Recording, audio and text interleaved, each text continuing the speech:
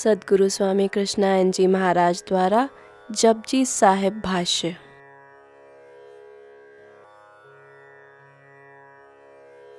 श्री गुरु ग्रंथ साहिब में श्री गुरु नानक देव जी की अमृत वाणी जपजी साहिब की 20वीं पौड़ी। परिये हथ पैर तन दे पानी धोते उतर सुखे, मूत पलीती कपड़ होए, दे साबुन लिए ओ तोए। परिये मत पापा के संग, ओ तो पै नावे के रंग। पुन्नी पापी आखर नाय, कर कर करना लिख ले जाओ। आपे बीज आपे ही खाओ, नानक हुक्मी आओ जाओ। जब तुम यह मन रूपी मैल को धोने के लिए, जैसे तुम लोग धोबी को कुछ दिन कपड़े को धोने के लिए धोबी के यहाँ भेजता है ना, उसी तरह से मन रूपी मैल को धोने के लिए कुछ दिन गुरु नानक के साथ रहना पड़ेगा। तो तुम लोग उसके साथ नहीं रहते हो, उनकी पौड़ी को जप जी को अपने पॉकेट में रख लेते हो। गुरु जी हम रख लिए, आप फिर पाठ कर लेते हो। समय के सदगुरु के साथ रहना पड़ेगा। वो भी डांटता है, फटकारता है, फिर आपके मन रूपी मैल को धोता है, अहंकार को विदा करता है। कहते हैं कि हर ताला को खोलने के लिए एक मास्टर की होता है। बैंक में तू लोग लॉकर खोला हुआ देखा होगा, एक मास्टर की होता है। मास्टर की जो होता है मैनेजर के पास होता है, और एक चाबी तुम्हारे पास होता है। आप बैंक मैनेजर जो है अपने ताले चाल खोल देगा एक मास्टर की, तुम अपना लगाओ खोलो।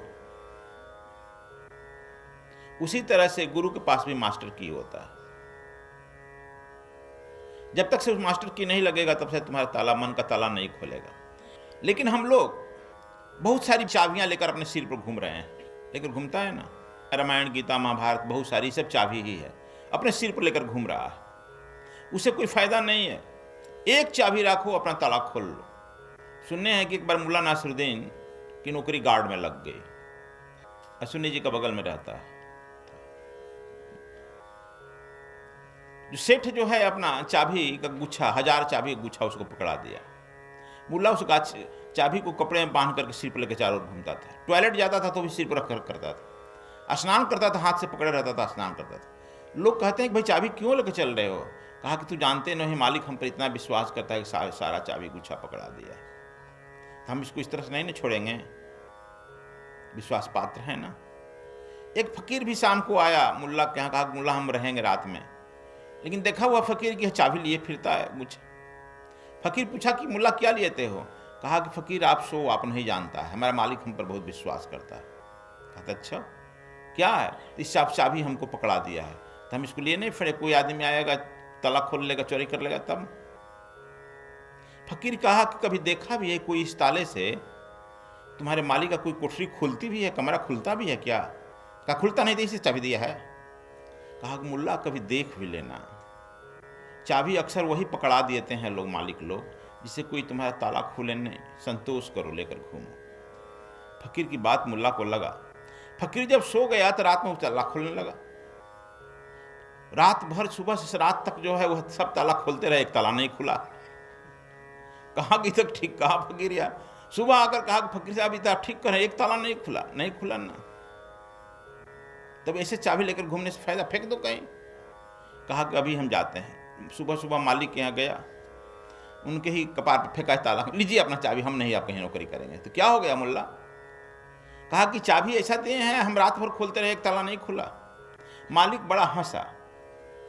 कहा कि मुल्ला मैं मालिक हूं ना, तुमको वह ताला चाबी क्यों पकड़ा दूं जिसे तू ताला खोल लो और कुछ सामान निकाल लो? गार्ड पर रखता है आदमी दिखाने के लिए, गार्ड पर विश्वास नहीं होता है मुल्ला। कहा कि अच्छा हम तो फेरे में थे कि जालदाम को दिया गया है चाबी, इसमें खोला हुआ। तो हम लोग भी ऐसे ही चाबी लेकर नहीं तो घूम रहे हैं, रामायण को सिर पर लेकर घूम रहे हैं, महाभारत को लेकर रहे हैं, वेद को ले रहे हैं, अपनी अपनी जो प्रिय ग्रंथ है कुरान को लेकर, अपनी अपनी प्रिय ग्रंथ की चाबी को लेकर घूम रहे हैं। वो पकड़ा दिया है आपका भी अपना गुरु, आप बड़े मस्ती में चाबी लेकर घूम रहे हैं, आपको कभी ताला खोलने की कीमत नहीं चाहते हो। इसलिए यहाँ पर कहते हैं गुरु नानक देव कि हम अभी आ गए हैं, गुरु समय के सदगुरु आ जाता है, उसके नज़दीक आओ और अपना ताला खुलवाओ, चाबी खुलवाओ और तब मन की मैल साफ करो। कबीर साहब भी कहते हैं, राम के कहे जगत जगत गति पावे, खाण कहे मुख मीठा, पावक कहे पाव जो डहे, जल कहे त्रिखा बुझावे। कबीर साहब कहते हैं कहीं राम के कहने से राम, अब तू फिर कहेगा उल्टा, राम के कहने से तू मुक्ति पा जाएगा, राम राम। और खाण गुड़ गुड़ कह देने से तुम्हारा मुंह मीठा हो जाएगा, बड़ा अच्छा उदाहरण दें। और पावक कहने से तुम्हारी ठंडी आ जाएगी शरीर में, पवन पवन कहने से। जल जल कहने से तुम्हारी प्यास नहीं मिट जाएगी। यही उस बात को इससे कहते हैं, जल जल कहने से तुम लोगों की प्यास नहीं मिटेगी। इसको ठीक से समझना होगा। जल को कहीं से ग्रहण करना पड़ेगा ना, पीना पड़ेगा, तब तुम्हारी प्यास मिटेगी। यदि कितना हो नजदीकी हम गंगा के नजदीक बैठ जाएं, दूर से गंगा जी को हम देखें, प्रणाम करें, पूजा करें, आरती करें, क्या हमारा शरीर शीतल होगा? हिमालय का चित्र, अभी हिमालय पर बर्फ गिर रहा है, जेपी जी आज कह रहे थे गुरु जी हिमालय का गिर रहा, तब हम हिमालय का फोटो लेकर पॉकेट में कहा कि हम रहे। क्यों भाई? बहुत ठंडा गर्मी लगती है तो हिमालय का फोटो हम रख लेते हैं। तो हिमालय का फोटो रख लेने से तुम्हारी ठंडा लगेगी? नहीं लगेगा बच्चे, हिमालय जाना पड़ेगा, बड़ा दुष्कर है। अभी स्नोफॉल हो रहा है, वहां हमारे स्नोफॉल देखने के लिए वहां जाना पड़ेगा, यहां तुम नहीं पड़ेगा, पंखा चलाना पड़ रहा है। उसी तरह से यह कह रहे हैं कि राम राम रटने से गति नहीं होगी, आप निवृत्त नहीं हो सकते हो, और गुड़ कहने से मुंह मीठा नहीं होगा। नानक देव उसी बात को कह रहे हैं। कपड़े साफ करने के लिए कुछ दिन धोबी के यहां जाना पड़ेगा ना, रखना पड़ेगा, इसलिए तुमको भी गुरु के सानिध्य में रहना पड़ेगा। धोबी जो है उस कपड़े को पानी गर्म करके उसमें सोडा डाल खूब गर्म करता है, फिर जानता है डंडा से पीटता है, फिर पैर से मलता है। कपड़ा चिल्लाए कि नहीं नहीं हमको मत करो, तो वह उस पर ध्यान नहीं देता। कपड़े के दुख दर्द पर उस धोबी को ध्यान नहीं रहता है, धोबी का ध्यान पूरा का पूरा रहता है कपड़े के पर लगी हुई दाग को छुड़ाने पर। उसी तरह से ठीक ठीक गुरु रहता है, तुम्हारे अंदर लगे हुए अहंकार को, लगे हुए दाग पर उसकी ठीक ध्यान रहता है। तो लाख इधर उधर करो, उस दाग पर ही उसका ध्यान रहेगा। जब तक से वह दाग छूटता नहीं तब तक से तुम्हारा पीछा छोड़ता नहीं।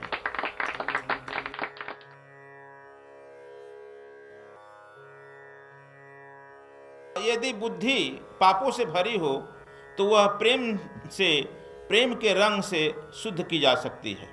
पाप क्या है? अक्सर हमारे धर्मगुरु कहते हैं कि पाप मत करो, पुण्य करो, लेकिन पाप है क्या? ठीक ठीक यदि समझो तो पाप बुद्धि से पैदा होती है। बुद्धि कुतर्क करता है, बुद्धि तुमको खंडित करता है, तोड़ता है। बुद्धि बाप लड़का पुत्र में तोड़ता है, पति पत्नी में तोड़ता है, लगातार तोड़ते जाता है। जब सबको तोड़ देता है, अकेले हो जाता है, तो फिर अपने को तोड़ता है। बुद्धि जोड़ता नहीं है। बुद्धिमानों के यदि ये फूल उठाकर दे दो, कहो बताओ क्या है, तो वह जो है इसका परख नली में डाल देगा, टेस्ट ट्यूब में डाल देगा, कहे कि इतना कार्बन है, इतना हाइड्रोजन है, इतना नाइट्रोजन है, कह देगा। कहे हमारा पुष्प लौटाओ तो देखो परख नली में महक रहा है, सड़ रहा है। बुद्धि एक करेगी। यदि किसी हृदय वाले के सामने पुष्प रख दो तो देख करके हो सकता है मीरा के सामने रख दो, देख कर नाचने लगेगी, कहे कि नहीं इसमें तुम्हारे प्रभु ही बोला। नानक के सामने यदि पुष्प रख दो तो देख के वो मुस्कुराने लगेंगे, देखो इस पुष्प के माध्यम से तो मेरा प्रभु ही मुस्कुरा रहा है। तो जो तोड़ता है, काटता है, विच्छिन्न करता है समाज में, वही पाप है। तुम्हारी बुद्धि ही पाप है।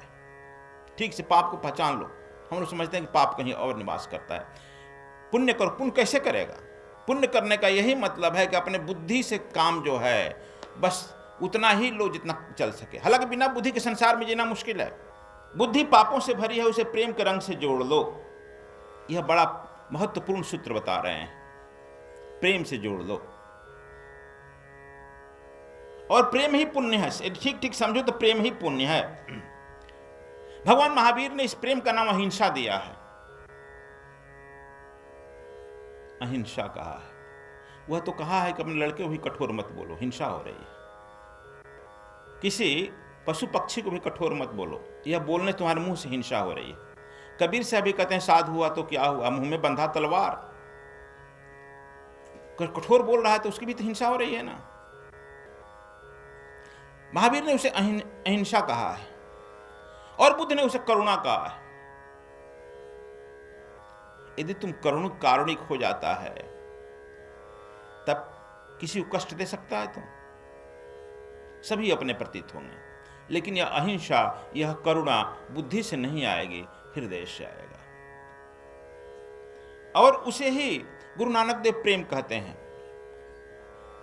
क्या क्या प्रेम कहते हैं? जिन प्रेम कियो तिन पायो, इसे प्रेम कहते हैं।